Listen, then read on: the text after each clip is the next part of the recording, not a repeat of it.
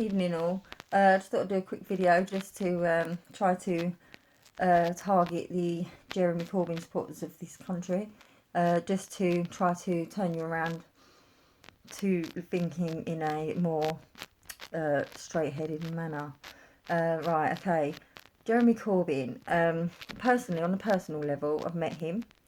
He has stood and talked to me for over 20 minutes about the kidnapping, basically, of my little girl.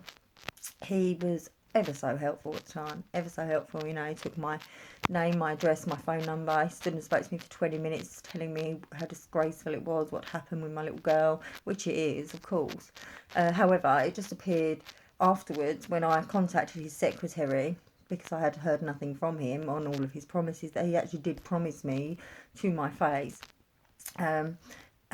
I contacted his secretary and I was told I'm not in his constituency, therefore he can't deal with me at all. My response to this was, well, I'm not in John Hemming's constituency, however this man's gone out of his way to actually help me and has helped me a lot.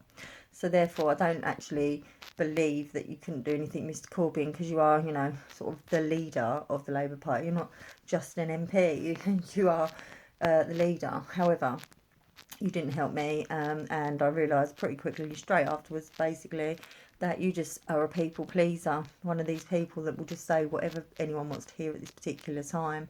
So that's fair enough, you know.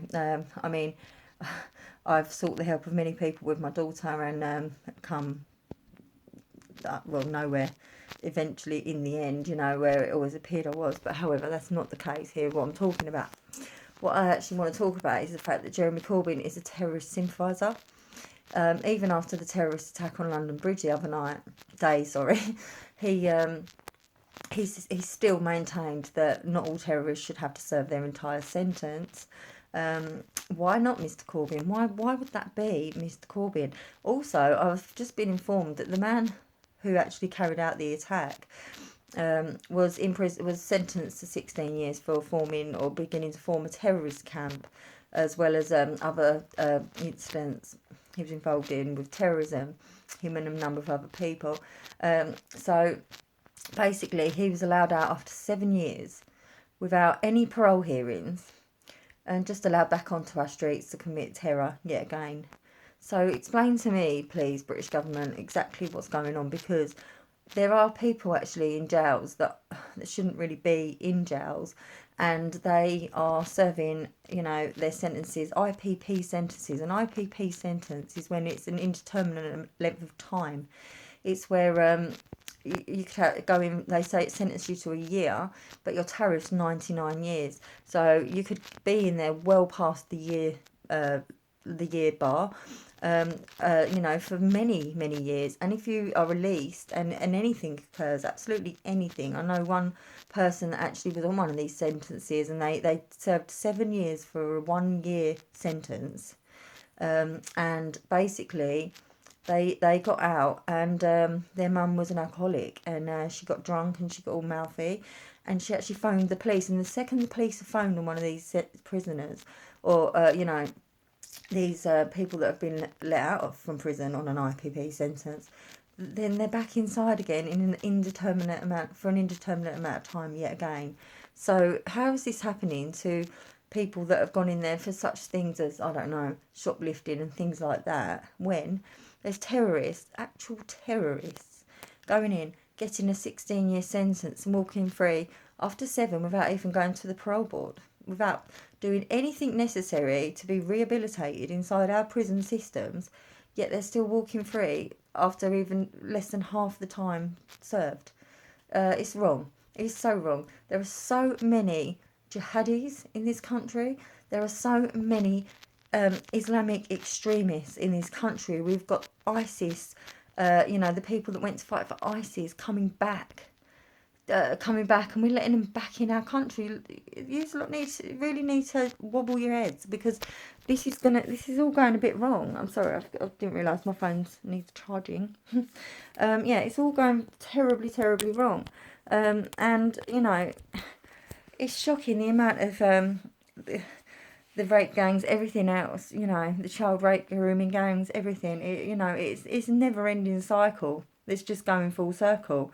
So it's about time that we stood behind someone that actually wants to do something about it. And whether Boris appears to you to have broken his promise on Brexit for the 31st of October, it was barely his fault, was it?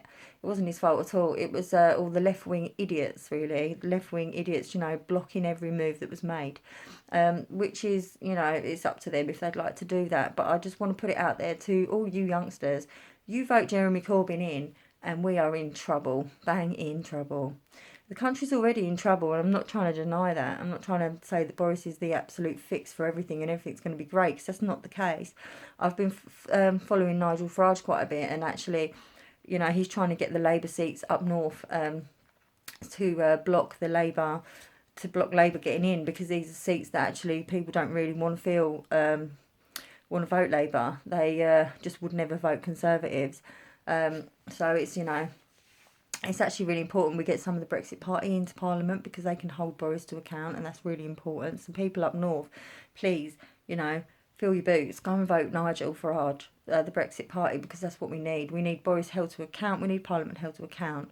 And the only way to do that, really, I believe, is to bring in the Brexit Party as such, because actually Nigel Farage is quite straight-headed about what he wants, whether he's wanted this in the past or he's said different things in the past at this particular moment. And for quite a while now, he has gone full force that Brexit has to happen, and it does, because we voted this over 3 years ago. It's becoming an absolute joke to the rest of the world, this whole thing. There's no democracy in this country. If you vote Liberal Democrat, Jo Swinson is an absolute freak. That's all I can say about her. She's a freak. She wants to invoke Article 50 immediately. Anyway, so back to Corbyn. Corbyn is, he's a terrorist sympathizer. I mean, he's been, a sympathiser to Hamas and such groups, like formed from Al-Qaeda and such, and ISIS and things like that. He's now saying that terrorists shouldn't have to definitely serve their entire sentences, even after a terrorist attack in London only a few days ago. He was befriended Jerry Adams and the IRA, and he stood alongside with them. He even got arrested with them. The man is an absolute tool, and he's not fit to run this country. He's absolutely not fit to run this country. And I also watched something earlier where I think it was something to do with NATO, and they were singing the national anthem, the UK national anthem, and he actually, it was nothing to do with NATO. It was to do with the Spitfire pilots from the war, and it was about 4 or 5 years ago, when there was 23 of them still alive. There's only 4 now. But the national anthem was sung during that procession, and Jeremy Corbyn sat there with his mouth closed. Yes, he doesn't support our country. He doesn't like the British. He doesn't like Great Britain. Therefore, he cannot and should not ever be allowed to actually be the leader of this country. You should not even put yourself up for the leader of this country if you don't actually have any value or British morals at all. It's a silly thing to do. It's never going to work for anyone. He's a communist, and that is enough said. Really, enough said. So yeah, I mean, even if you doubt Boris slightly, in the manifesto for the Conservatives, it is clear we will be leaving the EU in 2020. And that's the only way we're going to do it. So anybody that believes in democracy, who even voted to remain, if you believe in democracy, and a lot of you are still uptight about the fact we haven't left the EU, because that's what was voted for, and that should be held. We should be holding this to account, and this is the only way forward, really, is to back Boris. And to back Boris, you have to, up north, back Nigel Farage. Okay, because otherwise it's going to be hung Parliament, and then we're screwed as well. We're screwed in each way, really. But the only way I can see out of this complete mess is to vote in Conservatives. It's the only way forward. So yeah, that's it, really. That's my plug-in, really. I'm going to be voting Conservatives. Absolutely. I do believe in Boris. I believe he was bent over a barrel, to be quite honest, in the October situation. What could he do? He couldn't do anything. So you can't blame the man. You got to blame the people around him. And that's the problem, you know. And I mean, as well, you know, Jeremy Corbyn, Diane Abbott, you know, you've got to look at the people in the Labour Party as well. And also you've got to realise that if you think that the amount of immigrants in this country is too many already, if you vote in Corbyn, believe me, we're going to be overrun. And already we are being overrun in certain parts of our country. And I don't care how racist, you can call me racist, call me what you like, actually. I'm not interested in your view, to be fair. My view is actually what's going on, what's happening on the ground. And what's happening on the ground is we're being overrun with immigrants. They're coming in illegally. They're coming in legally. They've got no trace of the illegal ones. None at all. Now, these people, a lot of them are criminals. A lot of them are terrorists. A lot of them are terrorist trainees. Okay, they're in the streets of London at this point, by the way, people, giving away the Quran for free to little children. The terrorist handbook, I call it. Yeah, that's what it is. And they're trying to give it to the British children, trying to change them, convert them into being Muslim extremists. Shocking. This needs to be put to an end now. Okay, so yeah, vote Boris, vote Nigel. Let's get this straight. We are the United Kingdom of Great Britain. We no longer are a part of, or want to be a part of, the European Union. You've screwed us for too long. Right, so back Boris, people. Let's get this straight. Let's get our country back together. The only way to get our country that's so divided right at this point back to normal is actually to deliver Brexit and to move forward. As for Jeremy and the NHS situation, it's lies, all lies. The NHS shouldn't even be coming into this. The NHS is part of our heritage. It is part of the UK. It's part of us. Donald Trump said if we handed it to him on a silver platter, he would say no to it. Okay, and you know, and Donald Trump, you may think what you like of Donald Trump, but to be quite honest, what he says is what he means. Okay, you know, he doesn't want our NHS. Stop trying to plug that label because it's the only way forward for you. Literally, it's the only way, and it's not going to work because you're lying.